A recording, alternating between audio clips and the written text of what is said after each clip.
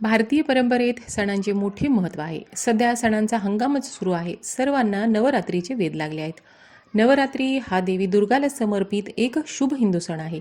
गाव बदलले की परंपरा बदलते. प्रत्येक ठिकाणी त्याच्या कुळाचाराप्रमाणे, कुळधर्माप्रमाणे घटस्थापना केली जाते. प्रत्येक घरातच घटस्थापना होते असे नाही. काही ठिकाणी शहरात राहणाऱ्या कुटुंबातील काही सदस्य गावी राहतात, त्यामुळे तिकडेच घटस्थापना केली जाते.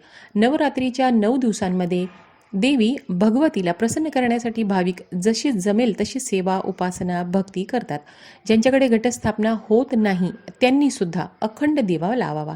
कारण आपल्या घरामध्ये या 9 दिवसात आई भवानीचा वास असतो. तुम्हाला जर शक्य असेल तर या 9 दिवसात अखंड दिवा तुम्ही प्रज्वलित करू शकता.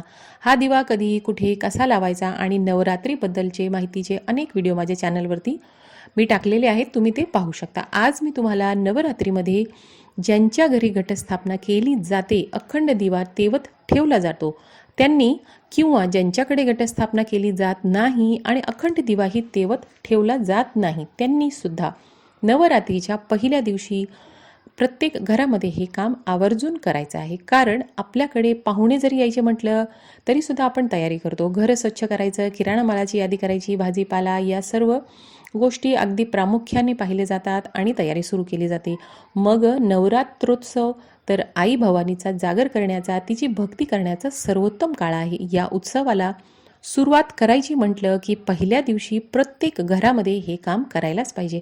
अगदी साधे सोपे वाटणारे पण अत्यंत प्रभावशाली हे उपाय केल्याने तुमच्या घरामध्ये नक्कीच धनधान्याची भरभराट होईल आणि आई भगवतीच्या आशीर्वादाने वर्षभर कशाचीच कमतरता राहणार नाही. अर्थातच कष्टाला पर्याय नाही. कष्ट करून कमवलेली लक्ष्मी योग्यप्रमाणे योग्य खर्च करून त्याचा योग्य वापर करणेही तितकेच महत्त्वाचे आहे. पण नवरात्रीच्या पहिल्या दिवशी हे काम प्रत्येक घरात झालेच पाहिजे. सर्वात पहिले की तुमचे घर जे आहे ते अगदी स्वच्छ करून घ्यावे. आता दसरा सगळ्यांनीच काढला असेल. सगळ्यांनी आपले कपडे, भांडे सगळे याच कामात सध्या बिझी असतील सर्व माझ्या मैत्रिणी. तर घरातले जाळे जळमटे काढून घ्यायचे आहे, लादी पुसून घ्यायची आहे, घर अगदी स्वच्छ लखलखीत करून घ्यायचं आहे. दसरा सर्वांनी काढला असेल, त्यामुळे राहिलेली कामेही राहिलेल्या आता या 1-2 दिवसामध्ये तुम्ही करून घ्या.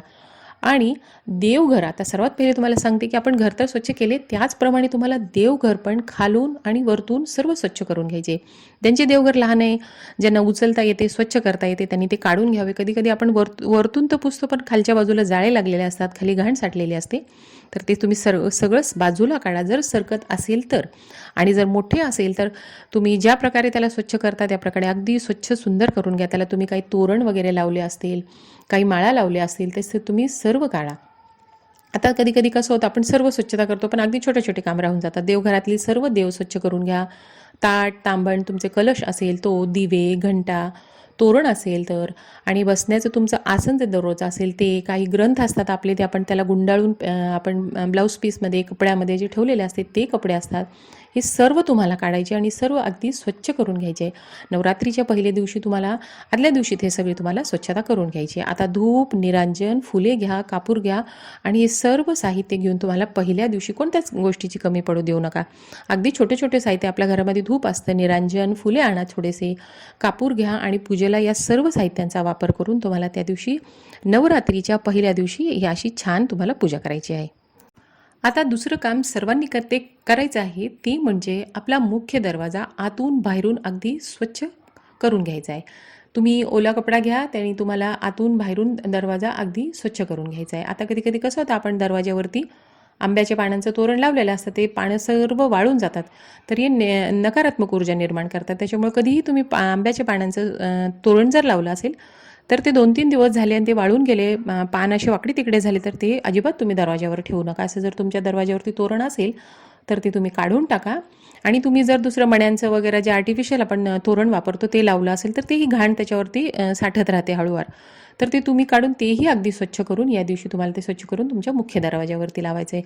आणि आपला जो मेन डोर आहे, लाकडी दरवाजा आहे, त्याच्या बाजूला आपण लोखंडी दरवाजा पण खूप ठिकाणी असतं, तर त्याच्याकडे तुम्हाला दुर्लक्ष करायचं नाही. त्यालाही आतून बाहेरून अगदी स्वच्छ करून घ्यायचं आहे.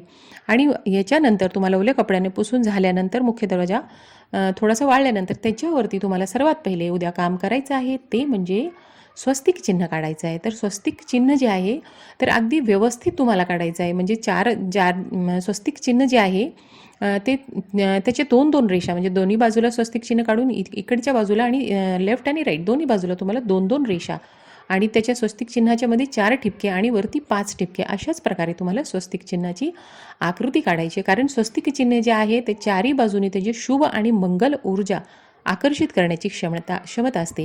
कोणत्याही शुभ कार्याची सुरुवात स्वस्तिक चिन्ह काढूनच केली जाते आणि स्वस्तिक चिन्ह मांगल्याचे सौभाग्याचे प्रतीक मानले जाते. त्यामुळे हळदीने काढा, कुंकुवाने काढा किंवा हळदी कुंकू मिक्स करून सुद्धा तुम्ही स्वस्तिक चिन्ह काढू शकता. या हळदी कुंकुवामध्ये तुम्ही गंगाजल, गोमूत्र तुमच्याकडे असेल तर टाका, नसेल तर स्वच्छ पिण्याच्या पाण्याने तुम्ही मिक्स करून घ्या आणि त्याच्याद्वारे तुम्ही स्वस्तिक चिन्ह तुमच्या मुख्य दरवाजावरती काढायचं आहे.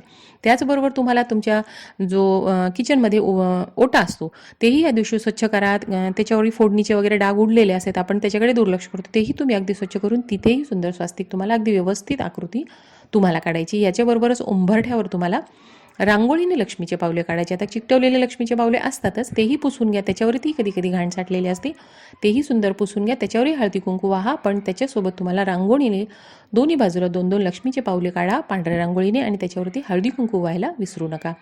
आता हे काम तर तुम्हाला दररोजच करायचे, पण काही कामानिमित्त बाहेर पडत असलेल्या माझ्या मैत्रिणींना हे दररोज जमत नसेल तर नवरात्रीच्या पहिल्या दिवशी हे काम तुम्हाला आवर्जून करायचं आहे. आता त्याचसोबत तुम्हाला ताज्या आंब्याच्या पानांचं तोरण तुमच्या मुख्य दरवाज्यावरती लावायचं. अगदी फार मोठं तुम्हाला शक्य नाही झाले, फुले नसतील तर तुम्ही फक्त 11 पानं घ्या आणि त्याला दोऱ्यामध्ये ओवून त्याचे तोरण तुम्हाला मुख्य दरवाजे लावायचं आहे. तर आता हे पहा, आई भवानीच्या आगमनाची सुरुवात, नवरात्रोत्सवाची सुरुवात अशी करा. पहा, तुमच्या घरामध्ये देवीच्या कृपेने, तिच्या आशीर्वादाने मनातली इच्छा पूर्ण होण्यास, घरात सुख, समाधान, समृद्धी राहण्यास मदत होईल. तर मैत्रिणींनो, व्हिडिओ कसा वाटला मला कमेंटमध्ये सांगा आणि असेच व्हिडिओ पाहण्यासाठी माझ्या चॅनलला सबस्क्राईब करायला विसरू नका. धन्यवाद.